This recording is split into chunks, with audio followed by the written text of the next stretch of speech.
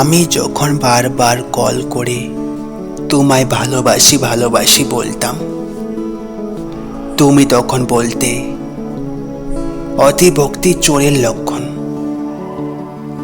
তাই আমি অতিরিক্ত কথা বলা বন্ধ করলাম।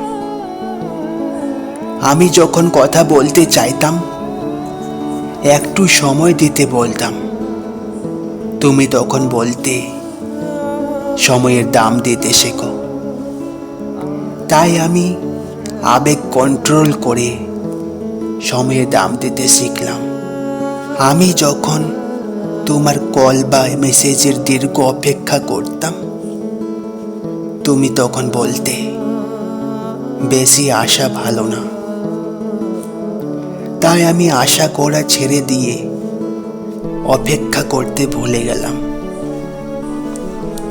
আমি যখন তোমাকে নিয়ে খারাপ স্বপ্ন দেখে সবার আগে ফোন করে তোমার খোঁজ নিতাম, তুমি ঠিক আছো কিনা, তুমি তখন বলতে পাগলামিটা একটু কম করো। তাই নিজেকে সুস্থ মস্তিষ্কের মানুষ হিসাবে গড়ে তুললাম। আমি এখন না খেয়ে অপেক্ষা করতাম এটা জানার জন্য তুমি খেয়েছো কিনা। তখন তুমি বলতে এত ন্যাকামি ভালো না। তাই আমি ন্যাকামি ছেড়ে নিজের মতামতকে গুরুত্ব দিতে শিখলাম। আমি যখন মন খারাপ করতাম তোমার অবহেলায়, তুমি তখন বলতে এত দুর্বল কেন তুমি। তাই মন খারাপ করা ছেড়ে নিজেকে শক্ত করে নিলাম। কিছুদিন পর যখন তুমি চলে যেতে চাইলে, আমি বললাম যেতে পারো, আটকাবো না। তুমি তখন বুঝতে পারলে আমি বাস্তবতা শিখে গেছি। হ্যাঁ, তুমি আমায় অনেক কিছু শিখেছ, এর জন্য ধন্যবাদ।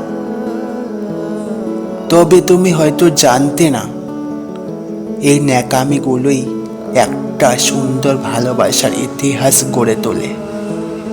তুমি হয়তো জানতে না, এই পাগল মানুষগুলোই মন থেকে ভালোবাসতে জানে। তুমি হয়তো জানতে না, এই ছোট ছোট আবেগগুলো থেকেই ভালোবাসা তৈরি হয়। তুমি হয়তো জানতে না, আমি তোমাকে ভালোবাসি বললেই আমার অতি গুরুত্বপূর্ণ সময়টুকু তোমায় দিতাম। আজ আমি একটা জিনিস তোমায় শেখালাম,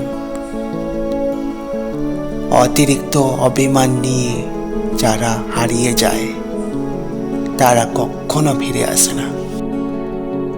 হ্যালো ফ্রেন্ডস, আমি ছিলাম এতক্ষণ আপনার সাথে নব। ভিডিওটি যদি ভালো লাগে থাকে তো অবশ্যই চ্যানেলটিকে সাবস্ক্রাইব করে দিয়ে একটি সুন্দর কমেন্ট করে দেবেন এবং আপনার পছন্দের মানুষটিকে ভিডিওটি অবশ্যই ট্যাগ করে দেবেন। Thank you for watching my videos.